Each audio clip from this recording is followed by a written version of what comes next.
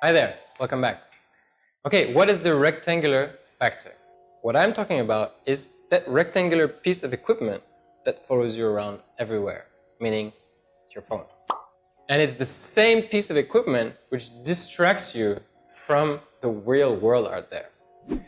The rectangular factor, your phone, is therefore an exponential factor in your life because nowadays it affects everything you do.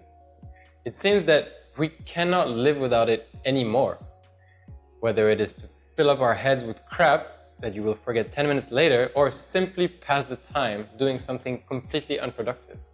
The rectangular factor is the one responsible for making you smile, making you cry, or even making you downright mad. So I hate to break it down to you, but since your phone has the ability to play with your emotions at any given time, it is safe to say, ladies and gentlemen, that your phone is the #1 factor which will cause your friends stress to come out and mess with you. For one, this stress can be seen through the constant bombarding of notifications. You know, that constant buzzing and ringing, causing you to think it actually is ringing even when it is not.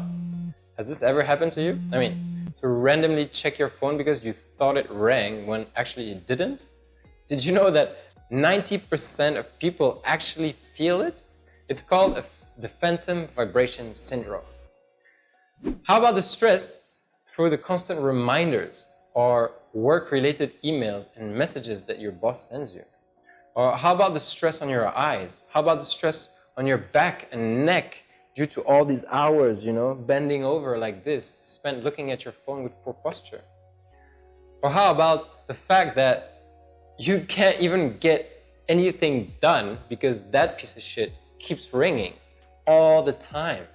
Or how about the stress caused through the hours wasted on social media just passively looking at stuff, while you could have easily done something slightly more interesting and definitely more productive? But that's not the worst, no. The worst part is, when you actually think about it, smartphones have only been around for roughly 10 years since the launch of the first iPhone in 2007. And we are calling it iPhone. Since then, the technology advancements have grown exponentially, bringing to the world numerous health and risk factors, to which we are only beginning to see the effects today. And I am talking about the effects on adults here. Never mind the effect on children. That's even worse. While with the older first generation phones, when all we could do was call and send text messages, and where our only worry was waiting for someone to pick up the phone or receive a message or make sure to have enough signal, with smartphones nowadays, that worry factor has multiplied over 1,000 times, touching personal emotions through the content on social media, or affecting your life and personal relationships with all the entertainment and communication tools made available almost for free, and messing with your personal time by being permanently connected with everything and to everyone. Oh, and last but not least, making you become dependent and addicted on this new tech. I mean, come on. Every time we need to know something, we feel obliged to ask for Google for help. And even if what Google says is bullshit, we're still gonna believe it. Now, don't get me wrong, smartphones are awesome. And if used properly, they can be a great tool to grow and enhance yourself. But that's the issue. Most of us don't know how or don't bother to take any steps to control the rectangular factor in your life. And this is especially important if you have small children. Because if you're not already able to control it yourself, then what makes you think your children will be any different? Today's smartphone technology is being used by over 45% of the world population. And as the technology becomes better and better, smartphones are becoming cheaper and cheaper, which is good in a way, since more people can enjoy the technology. But on the other hand, we will continue to see new social and physical problems linked with the technology as it develops through time. So for the purpose of this video, I will go through a list of actions, or like solutions, which will enable you to lower the rectangular factor influence in your life. Oh, and do not worry about taking notes. I've created a worksheet at the end of this section. During the most vital question challenge, you already changed 2 ways which affect your relationship with your phone.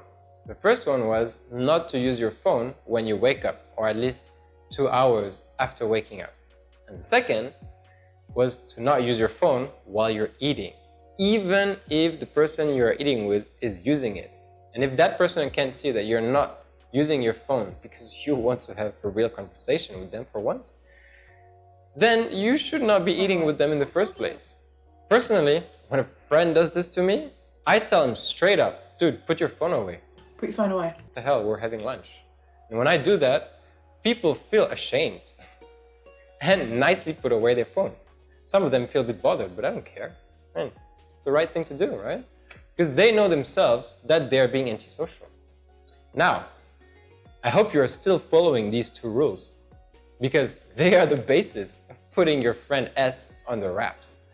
So in order to reduce the rectangular factor in your life, the first thing you're going to do now is to control your stress and anxiety through the notifications you received by using the notif eliminator. See you in the next video to learn all about it.